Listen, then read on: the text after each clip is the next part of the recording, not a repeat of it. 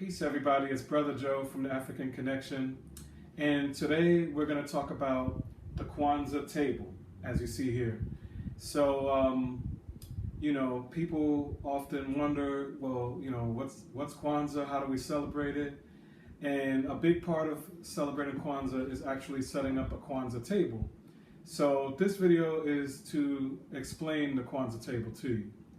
So first, when we're talking about the Kwanzaa table, we start here with the mkeka. The mkeka is a straw mat, and the mkeka represents the foundation. So, as we're building community, we're building relationships with others, we have to have a strong foundation, and the mkeka, straw mat, is a representative of that foundation. On the mkeka, you have the candle holder here, which is kinara. We call it the kinara. The kinara, again, is a base which holds up the principles. So we have our foundation, and then we have our base, the kinara, which holds our principles on it. And our principles are represented by the Mshuma Saba. The Mshuma Saba are the 7 candles. Saba means 7. So there's 7 candles, there's 7 principles, 7 days of Kwanzaa. Each one of the 7 candles represents a principle. Every day in Kwanzaa, there is a candle lighting ceremony. So just to be brief, we start with the center candle, the first principle of Kwanzaa. On the first day, we light the black candle in the middle, the center, and then we go to the left and to the right for each alternating day of principle until we have all, on the 7th day, all 7 candles will be lit. So those are the Mshuma Saba.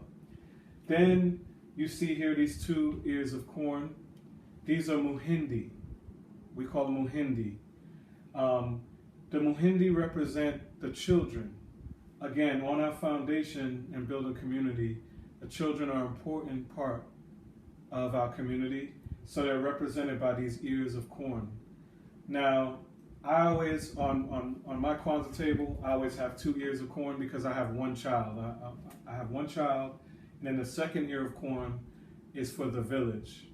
So in your house, when you do your Kwanzaa table, you should have 1 ear of corn for every child in your family, and then there should be 1 ear of corn for the children of the village. If you don't have any children, you still should have 1 ear of corn because it would be for the children of the village. Here we have the Kikombe Cha Umoja, Unity Cup.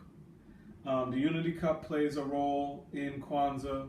1, because to start every Kwanzaa, we pour libation. Libation is just simply an affirmation. We usually give honor to our ancestors, elders, Mother Earth, as well as our guardian angels and God, of course. We always give honor to God. So that's why you see a plant here.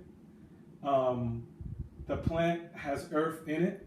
So whenever we pour libation, which would actually be water, we would pour water into earth as we're giving honor to those different energies that I mentioned earlier.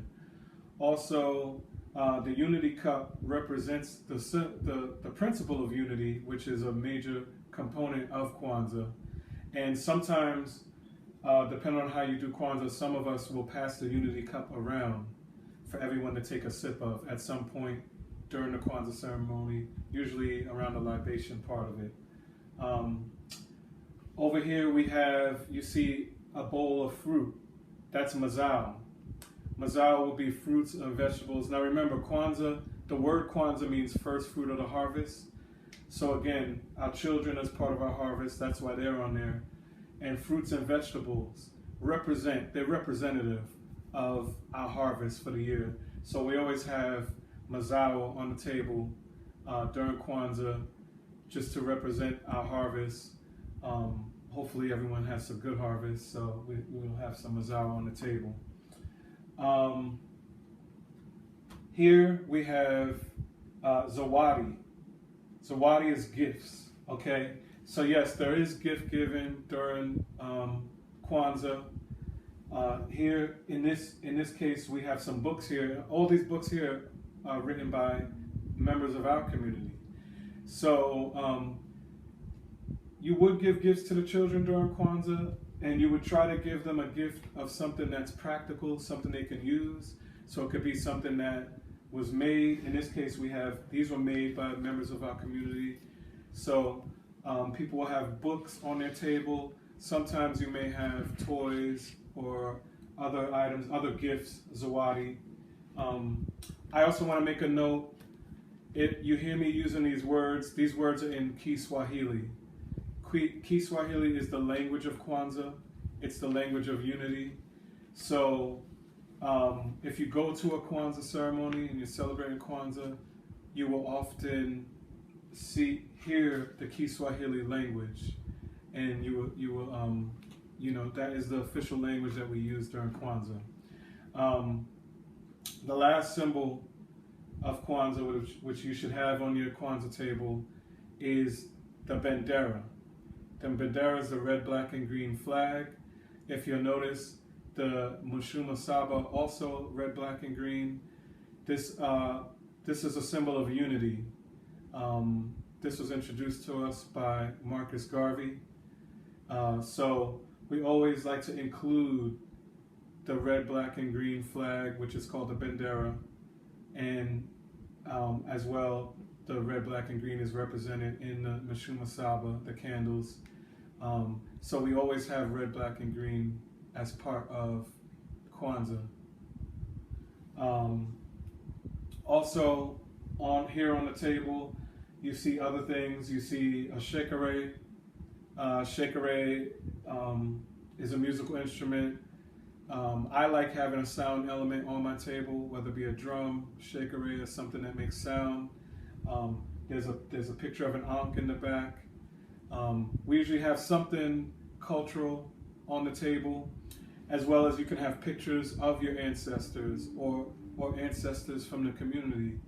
Again, this Kwanzaa table is a place to give honor. So from this foundation, you place things around it that you'll honor and that represent the principles of Kwanzaa. So anyway, that's the table. So I want to thank you guys for watching. I want you to subscribe to our channel. We will have videos on each of the principles as well. We'll have other videos on how to celebrate Kwanzaa, and also we will give you ways that you can volunteer and be a part of Kwanzaa.